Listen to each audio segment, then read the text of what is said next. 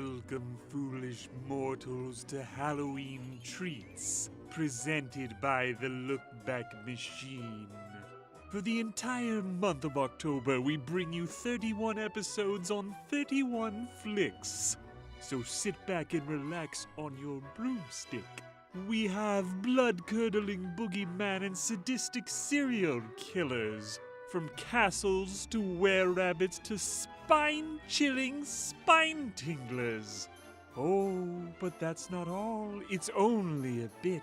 There's also Dahmer, Dracula, and Wallace and Gromit.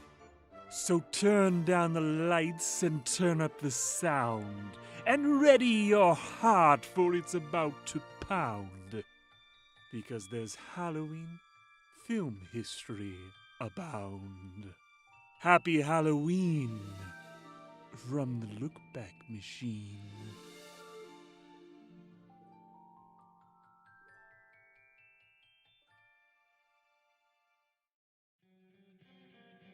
Blackenstein was made a year after Blacula, and it's far more on the exploitation side of Blaxploitation.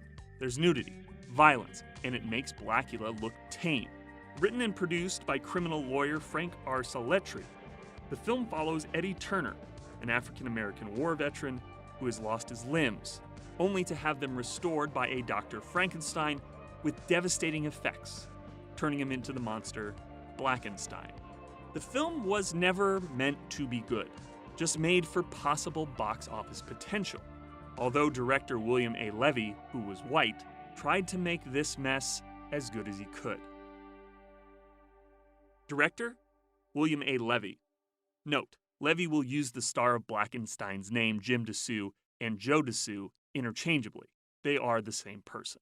And I started working with a cameraman named Robert Caramico. He called me and he said, I think I have a job for you. And I said, okay. And he said, go see this guy. His name was Frank Saletri. And so I went to see Frank Saletri. I said, Bob sent me over here and said I should see you. And he said, oh, yeah, you're the guy that Bob told me about. Bob said, I can't make this movie without you. And I said, okay. I said, what's the name of your project? And he said, Black Frankenstein. And I said, Blackenstein would be better. And he said, oh, I like that. Oh, okay. And so there we go. There's the title. And I said, do you have a script? And he said, yeah. And he handed me a 40-page novella that wasn't written in script form. And I said, you can't shoot this. And he said, why not? And I said, it's not a script. And he said, well, you can turn it into a script. And I went, okay, like an idiot. I said, okay. So then I said, who's going to direct this? Because he wanted me to edit. I said, who's going to direct this? And he said, that old guy out in the other office. And I said, this guy 85 years old. Has he ever directed? And he said, no, but he was an assistant director back about 40 years ago. And I said, okay, the answer is no. I don't want any part of this movie. And he said, why? And I said, first of all, you don't have a script. Second of all, you're going to kill that old guy outside. And he said, well, what could I do to entice you to stay? And I said, make me the director, fire him. And he said, okay, you got it. And there I was. I now was the director in charge of making Blackenstein. And I took a class at Valley College, and the story of Blackenstein itself, the guy who played it, was a guy by the name of Jim DeSue, who didn't want to do it. Frank Saletri was a character himself. He was a lawyer, a criminal lawyer, and apparently he had gotten Jim off on some charge, and he said, now you're going to pay me back by being in a movie. Well, that's not the way you hire actors, but that's the way Frank hired this guy. And I told Frank, you don't hire actors by making them do something they don't want to do. It comes off on screen, and it did. Now, when we did the scene with him in bed, when Dr. Stein and Winifred go to visit him in the VA hospital, he did okay. I mean, he actually did okay. Of course, I looped him, but other than that, he did okay. And I mean, he followed direction. He wasn't dumb. He just wasn't interested. It's really hard to work with an actor who's not interested. He didn't like being on the screen. He didn't like being photographed. He didn't like being seen. I mean, other than how they met, I have no idea. What he did, I have no idea. But other than that, he was kind of like a regular guy. I'm sure he'd like to go to a movie, but he was one of those people that just had no interest in being in one. which is rare for me because everybody I meet wants to be in a movie.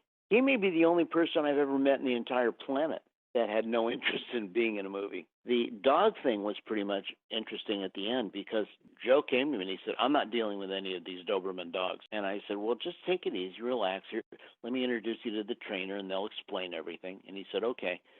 So I took the trainer and I took Joe and I put him over in a room.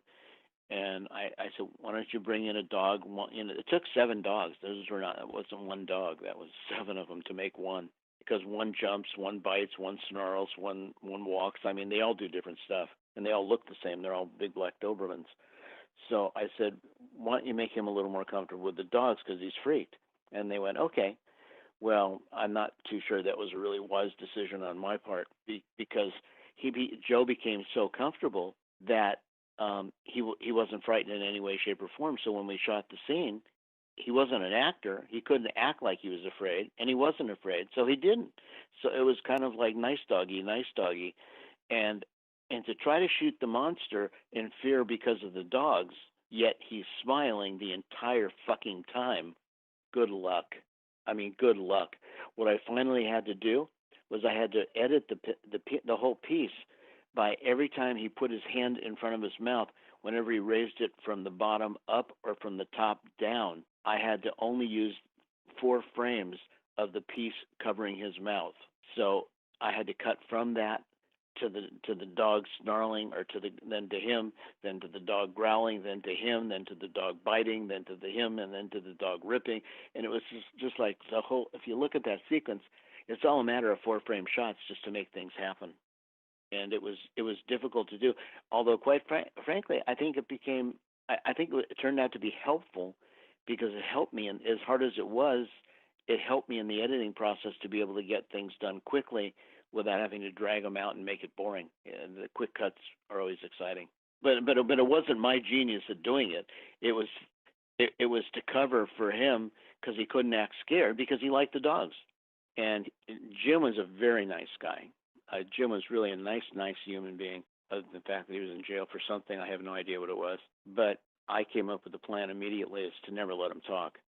So all the moaning and groaning that you hear in the movie is all me, because I didn't think that he was capable of doing that.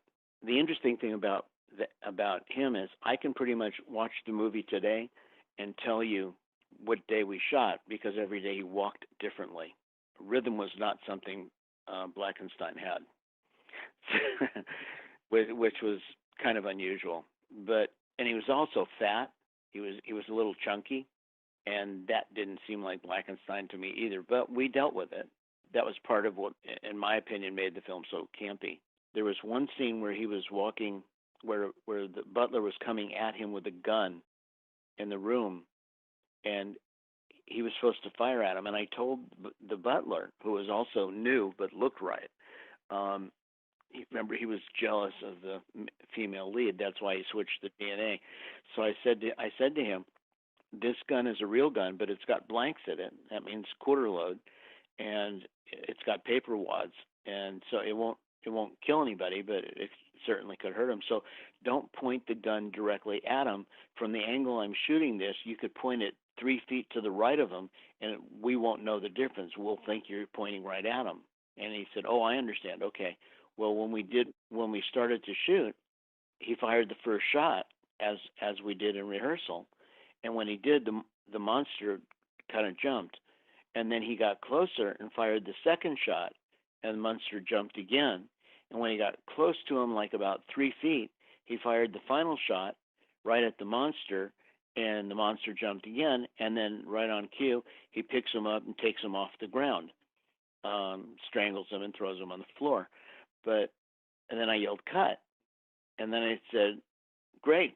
Is everybody okay? And Joe said, I think I'm bleeding. And that was his name, Joe Dessou, the monster. And I said, what do you mean? And he said, well, he fired right at me. And I said, what? And so I went to look at him. His whole sweater was all torn up and blood was coming out. And I said, Joe, why didn't you stop? Why didn't you just say cut or stop after the first shot? And he said, because I knew you'd make me do it again. And I went, okay. Frank wanted a ghetto picture. He wanted a down and out, even though he had written the story, he wanted it to be more like Blaxploitation. And I at that time was civil rights and all the 9 yards, and it just wasn't appropriate for me. So I didn't want to do it that way. I just thought it would be far more campy to do it as a gothic horror tale. So I played it serious, and in my opinion, decades later, it's funny because of its camp nature, which is derived from playing it serious, not comedy, not trying to camp it up. Frank didn't really know what directing a picture was, so he didn't know what I was doing half the time. He considered himself a martial artist, so when we got into that fight with the butler Malcolm and Blackenstein, the monster, he kind of wanted to help choreograph it, and I let him do a little bit of stuff, and then I got together with Bob and we shot it, and it wasn't working the way I wanted, so I changed it and made it work better. But he did buy Bela Lugosi's house. Not only was the house interesting because of who owned it, but it was also interesting because Frank slept in a coffin. It didn't get weirder. It got maybe a little more cantankerous. But when I delivered the film, he was in awe because he was there as I was shooting it, and not only did I shoot it, I shot it. I was the music editor. I was the sound effects editor. I was the title designer, and I was the film editor. So he was kind of in awe that I could just take what he saw me shoot on a set and turn it into a movie. Because rarely did he come to the editing room, but once in a while he did, and I'd show him a little bit of a scene or something like that. So I think he was probably more in awe of how it was able to turn into a movie. Frank took it over and kind of barnstormed it all over the place. But from what I understand, the picture on a budget of $40,000 was the production budget. I think the whole budget with post-production came in and with everything at about 80. I never got paid. I ended up suing Frank Salettri's estate and settling for, I think, my salary and a work print or something like that. But I think the picture made $2 million in the first year. As if things couldn't get crazier on this picture, Frank R. Salettri was murdered gang-style shortly after filming ended. About a week after the shoot was done, somebody shot Frank to death. Yeah, and that was that. John, it's been nearly a year since the killer or killers murdered Hollywood attorney Frank Salettri in his home. Homicide detectives are still investigating bizarre circumstances of his life and death. Frank Salettri was a successful and prominent attorney, part-time actor and author.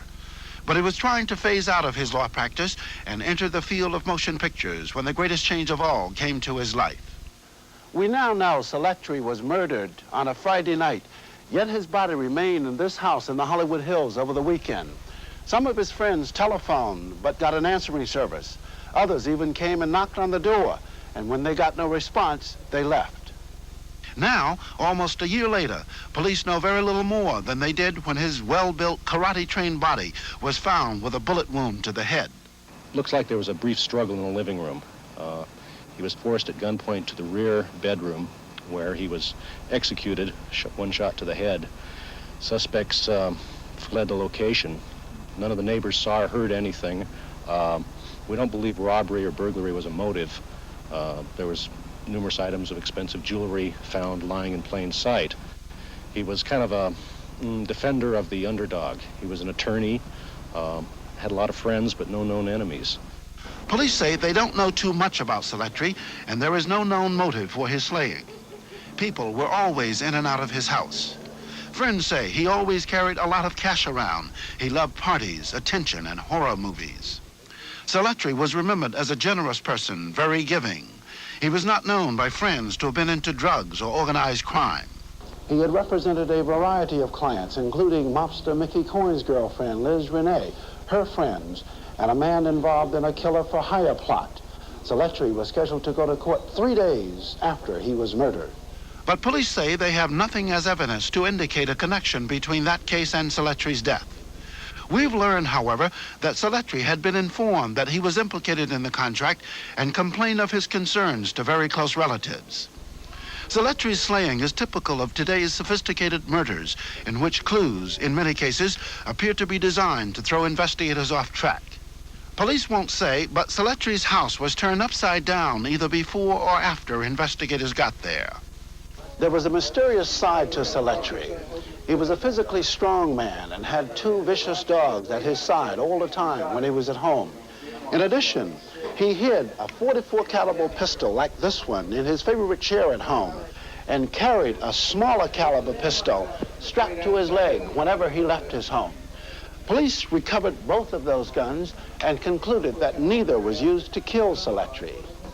We've also learned that not long before he was killed, Saletri got a phone call early one evening.